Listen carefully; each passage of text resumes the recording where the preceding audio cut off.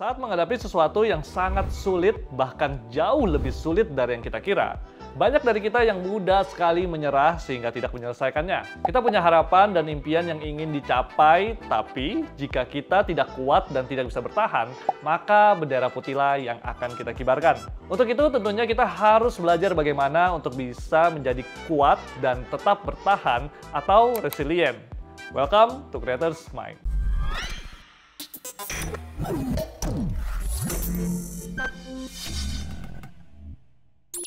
Sebelumnya, thank you buat Oakwood Suites Kuningan yang sudah menginvite saya untuk staycation di sini.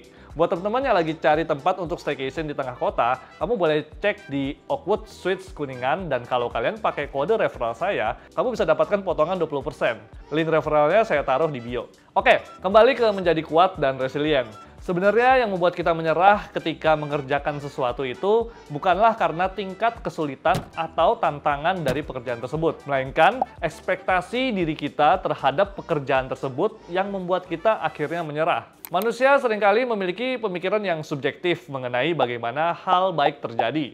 Seperti misalnya, proses untuk menjadi kaya.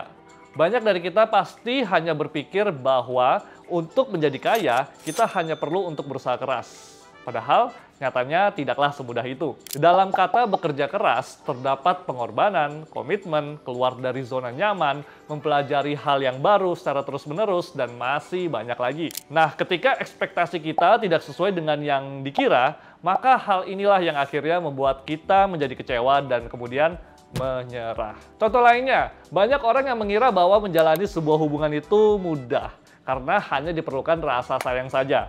Padahal kenyataannya tidak semudah itu, Bambang.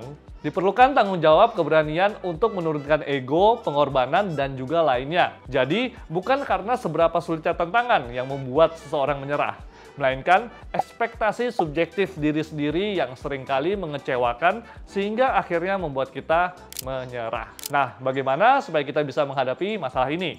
Caranya adalah dengan mengenali ekspektasi yang tidak realistis atau subjektif dalam diri kita. Misalnya, kita tahu bahwa untuk menjadi sukses diperlukan kerja yang keras. Namun, kerja keras seperti apa yang dimaksud? Jangan berpegang pada standar kerja keras diri kita.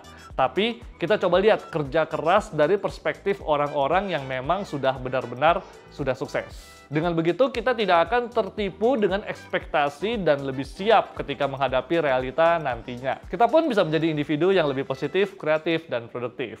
Selamat mengenali ekspektasi.